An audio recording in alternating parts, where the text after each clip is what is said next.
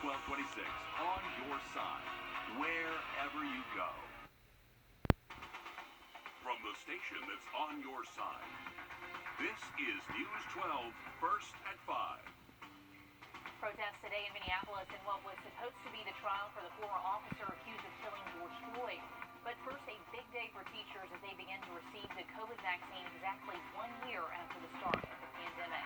And access to that vaccine expanding in a big way for the two states. Both Georgia and South Carolina now have more people able to sign up to get a shot. On that list are a whole lot of teachers, many who've been pushing to get this vaccine for weeks now. News 12's Wrdw live in the studio with us. And you were there to capture some of the moments those teachers got the first shot. That's right, Laura, and it was a special moment for teachers around the CSRA. They say it's like a weight has been lifted off their shoulders. Both Georgia and South Carolina did surveys asking teachers if they wanted to get vaccinated once it became available. Both states found teachers were split, but here at home, most teachers are on board with very little doubt about hopping in line to get their dose. And it was hard to keep up with Bebe Ledger today as she walked down the aisles of Walgreens to get her first dose of the Moderna vaccine. She's a dance teacher in Columbia County, and the pandemic has made it hard for her to do her job well. Today, she's one of thousands getting her first dose of the COVID vaccine. Both Georgia and South Carolina sent out surveys asking if teachers would get the vaccine if offered. South Carolina says 57% would get the shot, and Georgia saw 63%. In our local districts, Columbia and Richmond counties say more than 50% of their employees who responded will get the shot.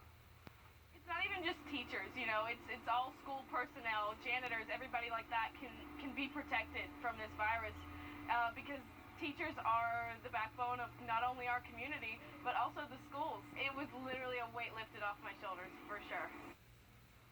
Our school districts say they are not making the vaccine mandatory. Coming up at 6, we hear from one teacher who says some of her co-workers aren't set on receiving the vaccine. Laura?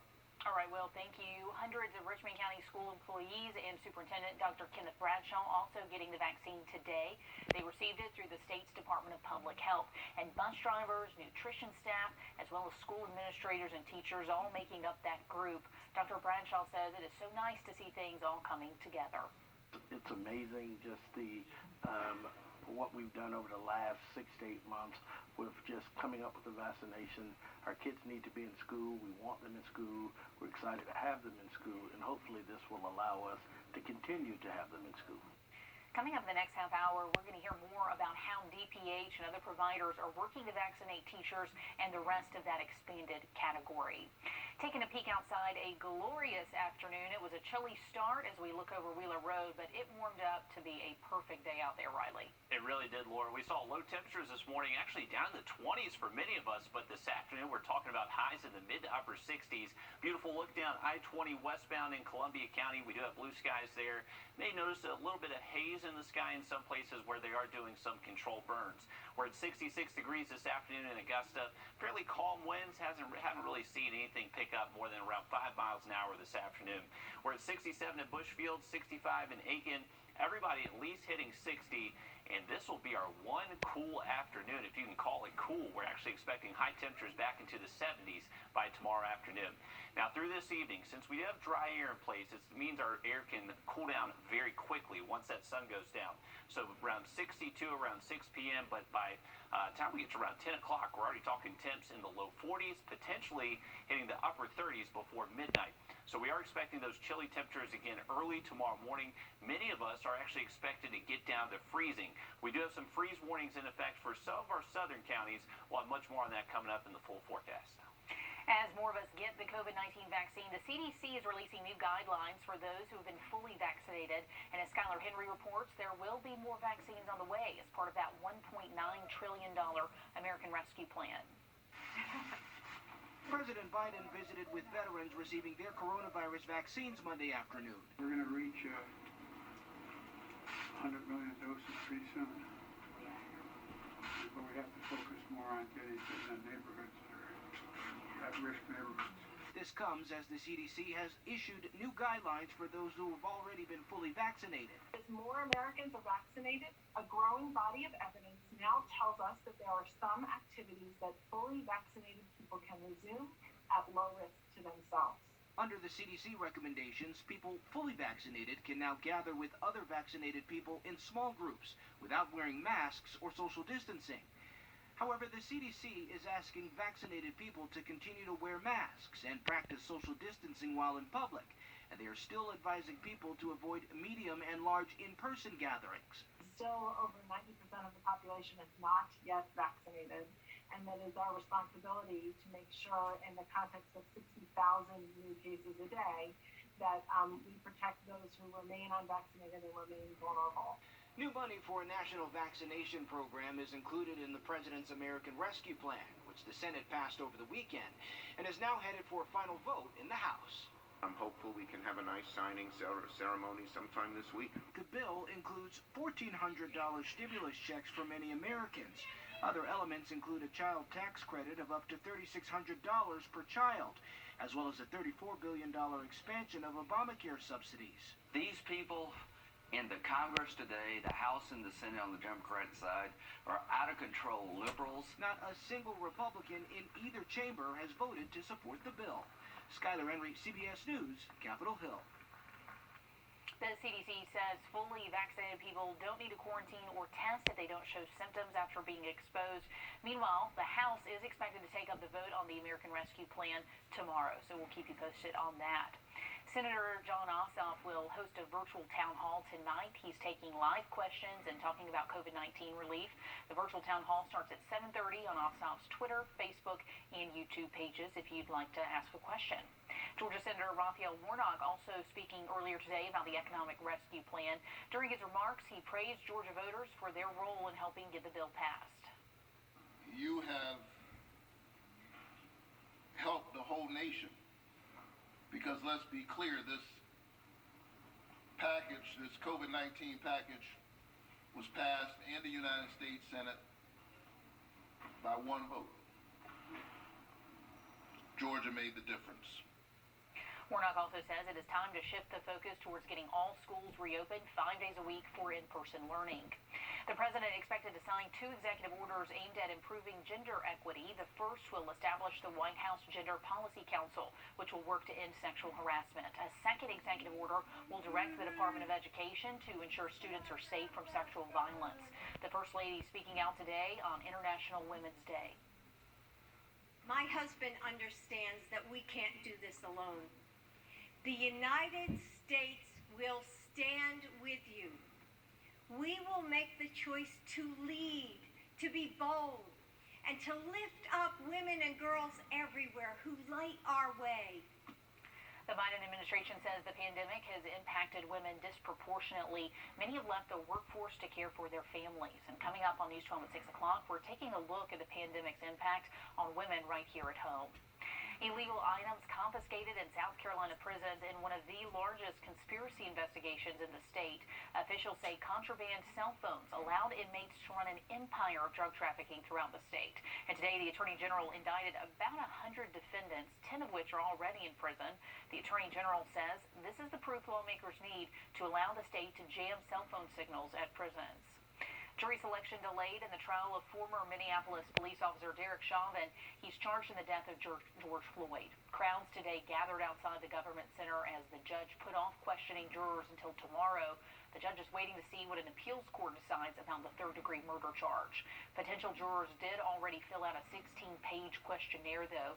People today saying they are still skeptical of the outcome. Skeptical just because, history shows, but, I'm going to try my best to show support and hopefully they'll do the right thing.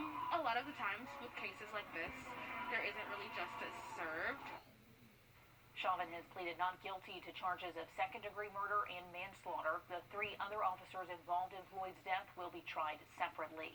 The Supreme Court denying an appeal from former President Trump's lawyers today. It challenged election results in Wisconsin. That state's Supreme Court already ruled against their claims of election fraud. This was the last outstanding legal challenge from Trump's team, but there are still lingering suits on the election brought by other parties. This week marks 1 year since the World Health Organization declared the coronavirus a pandemic. Nearly 30 million have been infected in the U.S. More than 500,000 have died. And while we now have several extremely effective vaccines, the virus is changing. Dr. Anthony Fauci says getting vaccinated a major step in the right direction. We really want to get the overwhelming majority of people vaccinated, not only for their own health and their own safety, that of their families, but the fact that they will then be contributing to this overall effect of what we refer to as herd immunity. Dr. Fauci says the public must avoid being pulled into a false sense of security. He says we still need to follow COVID precautions. Today's the last day to apply for the It All Flows into the Savannah mural project. To apply, all you have to do is submit your design. If you do get picked, you get $500 and the supplies you need to complete the mural. The goal is to raise awareness about stormwater pollution. We've got all the info you'll need to submit your design that will go on some of those drains on our website. It's the tell-all interview that has the whole world talking. Have you seen it yet? Oprah, Meghan Markle, Prince Harry, it's wild. Coming up, what led the royal couple to start a new life here in the U.S.? Plus a scary moment at a martial arts studio. What led up to this crash? All caught on camera. And Daniel Field is expected to be the one spot that sees low temperatures in the 40s tonight. Have a look at some freeze warnings across the area next. A life-saving vaccine collides with a life-altering diagnosis. What you see here are all these masses. Why doctors say both are safe. Very rarely breast cancers can present this way. But timing is critical. Tonight on News 12 at 6 o'clock. Check out this moment caught on camera. A car slams into a North Carolina martial arts studio, and there's students inside. Look, they're practicing martial arts. This happened in Charlotte on Saturday, and you can see the car smashes right through the wall of that school. Chairs and debris flying all over, and it literally stops just feet away from those kids. Police say the driver was driving recklessly and just lost control. Amazingly, nobody inside the building was hurt. But can you imagine if they were just practicing on the other side of that mat? So scary, I'm sure, especially for those parents watching. Taking a look outside over Grovetown. Gorgeous afternoon. Riley, it started off chilly, but this day really turned on us. It was a beautiful afternoon. It really was. And the good news is we're only expecting warmer temperatures as we head throughout the rest of the week. So this morning we were waking up in the 20s. We're only expected to hit the low 30s tomorrow morning, and high temperatures tomorrow should be able to hit the 70s for everyone. So beautiful weather in store the next few days. It is all thanks to this big dome of high pressure, so this is just sinking air, prevents any real clouds from developing, and if you're sitting right underneath it, it provides you very light and variable winds, which is what we've seen today. And since we are going to see calm winds through tonight, it means our temperatures will be able to cool off very quickly. So by 6 p.m., we're still likely going to be hanging into the low 60s, but by 10 p.m., we'll likely see a 20-degree drop at least in temperature. So the later we progress into tonight, it's going to get pretty cold, and many of us are expected to likely get down close to freezing by tomorrow morning. Here's a current look at temperatures across the board. We're seeing everybody at least into the mid-60s, even up towards the lake. They're at 63, 64 in Wilkes County and downtown Washington. Just a beautiful afternoon for us, and only expecting those highs to get warmer the next few days. Now, we're talking about freezing temps early tomorrow morning.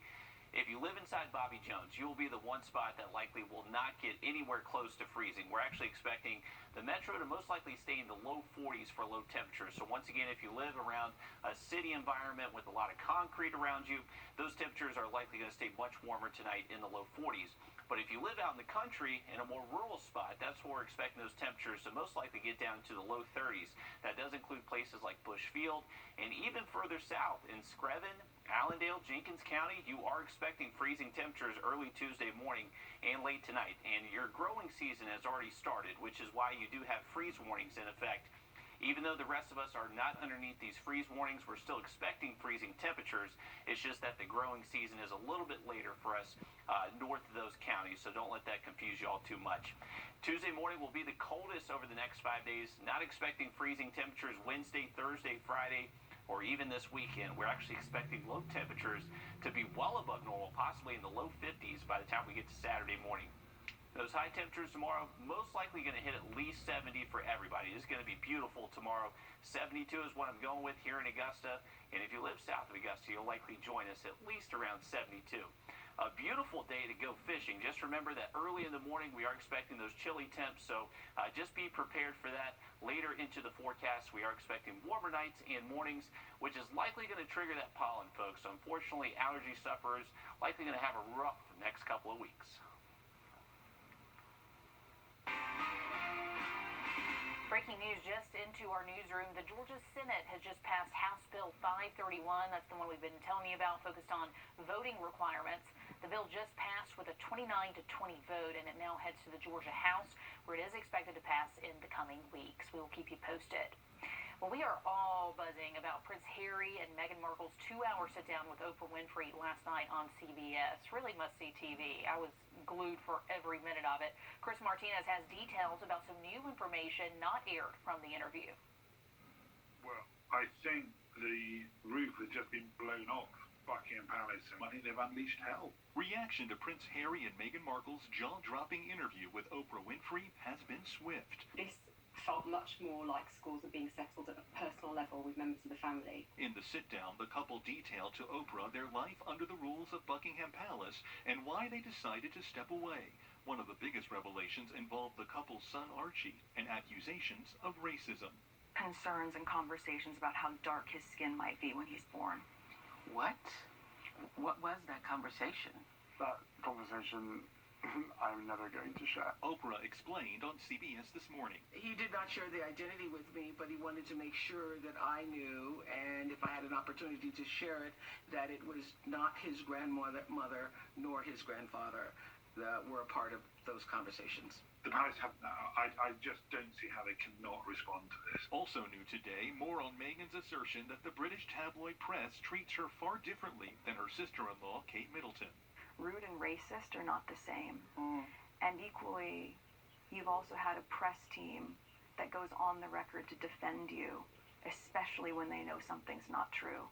And that didn't happen for us. We attempted to, but weren't really able to show you what the barrage of daily vitriol and negativity on a consistent basis does to your personal psyche. Harry elaborated, recounting a conversation he had with someone who is friends with several UK editors.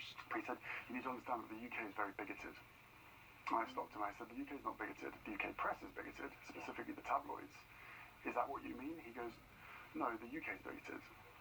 And I said, I completely disagree. But unfortunately, if the source of information is inherently corrupt or racist or biased, then that filters out to the rest of society. So far, reaction from people in the UK is mixed, with more fallout definitely expected. The interview airs in the UK tonight, so I know we will all be glued to our Twitter feeds. Arguments surrounding South Carolina's abortion law being taken to court. We're going to hear what lawmakers are saying as we take you live to the state capitol.